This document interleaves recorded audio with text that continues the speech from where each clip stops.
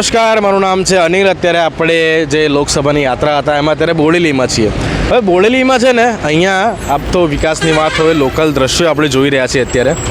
તો અમે જ્યારે છોટાઉદેપુરથી બોડેલી આવવા નીકળ્યા તો જેવું જબુગામ ક્રોસ કરો અને બોડેલીની શરૂઆતમાં એન્ટર થાવ તો અહીંયા એક જે ખાડાની દ્રશ્ય છે। હવે અહીંયાના લોકોનું કહેવું છે કે ભાઈ છેલ્લા 6 મહિનાથી આવો કોલેજની સામે જે છે 6 મહિનાથી આવો ખાડો છે અને ઘણા બધા લોકો જે છે અને એકદમ સેન્ટરમાં છે, 4 રસ્તાની વચ્ચે જે 3 રસ્તા ટ્રાયેંગલ પડે છે એ ટ્રાયેંગલમાં આ પ્રકારનો ખાડો છે। અને એક અહીંના સ્થાનિક લોકો વિશે આપણે વાત કરીએ। શું નામ કાકા તમારું?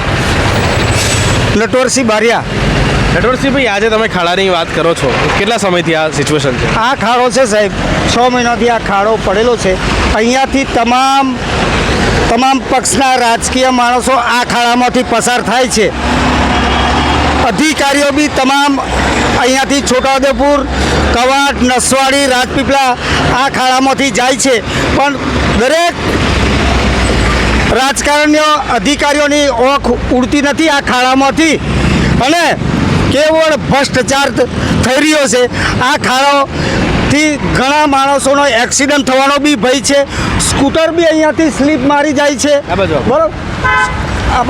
સ્કૂટર બી અહીંયાથી સ્લીપ મારી જાય છે, તોય બી હમણાં આ ખાડો દેખાતો નથી। તો મારી એમને નમ્ર વિનંતી છે કે આ ખાડો રિપેર તાત્કાલિક કરે અને અહીંયાથી આગળ તમે જશો તો બોડેલીનો પુલ છે, એ પુલ બી આજે 45 વર્ષ ઉપર સમય થઈ ગયો પણ એ પુલનું બી હાલમાં હાલે છે। અને ભારત નદીનો બ્રિજ તૂટી જવાથી તમામ મોટા વાહનો મોડાસર ચોકડીથી રંગપુર ચોકડી ડ્રાઈવર કરેલા હોવાથી મોડાસર ચોકડીથી સખોંદરા સુધીનો તમામ રસ્તો ભાંગીને ભૂક્કો વળી ગયો છે। હોવા છતાં બેરી મૂંગી સરકાર આ રિપેર કરાવી શકતી નથી। એટલે તમે આ સરકારની વાત કરી, પરંતુ એક વસ્તુ છે કે ભાઈ વિકાસવાળી સરકાર છે। છોટાઉદેપુરમાં વાત કરીએ તો ક્યાં ક્યાં આવી પરિસ્થિતિઓ જોવા મળે છે?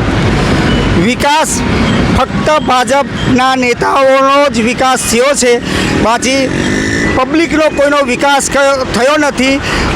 ભાજપના નેતાઓના આશીર્વાદથી છોટાઉદેપુરમાં નકલી કચેરીઓ, નકલી કોભાળો થઈ રહ્યો છે અને તમામ ઓન પેપર પર જ ચાલે છે અને ઓન પેપરથી સરકાર પબ્લિકના પૈસાનો દુરુપયોગ કરી રહ્યા છે અને પબ્લિક માટે કશું કોઈ પણ સુવિધા કરતા નથી।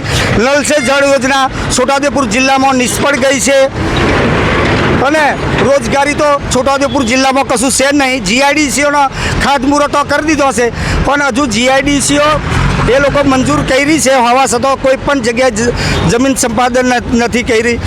અહીંયા રોજગારીનો બી પ્રોબ્લેમ એટલો છે અને આદિવાસીઓને એમના દાખલાનો બી એટલો બધો પ્રોબ્લેમ છે।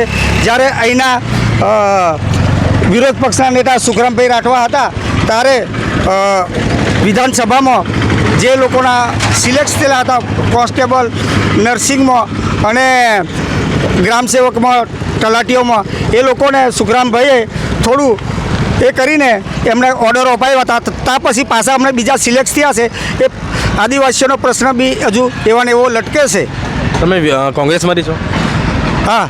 અચ્છા, એટલે શું કોંગ્રેસના નેતાઓ જે છે એ ભ્રષ્ટાચાર નથી કરી રહ્યા? કારણ કે પક્ષ વિપક્ષ બંને કરે ને।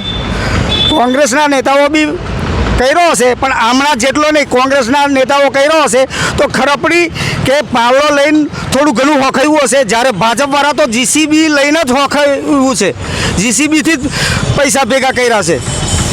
અચ્છા, એટલે તમે જે ભ્રષ્ટાચારની વાત કરો છો, જેમ પ્રકારે તમે કીધું ભાજપે કર્યો છે, કોંગ્રેસે પણ કર્યો છે, છોટાઉદેપુરમાં કયા કયા વિષયો છે કે જેને લઈને ભ્રષ્ટાચાર થઈ શકે છે? છોટાઉદેપુરમાં આ આદિવાસી જિલ્લો છે, જેથી આદિવાસી જિલ્લામાં ગ્રાન્ટો વધારે આવતી હોય આદિવાસીઓના વિકાસ માટે, પણ આ લોકો ભ્રષ્ટાચાર સિવાય બીજું કશું કર્યું નહીં। આદિવાસીઓનો કોઈ પણ જાતનો વિકાસ થયો નથી। ધન્યવાદ।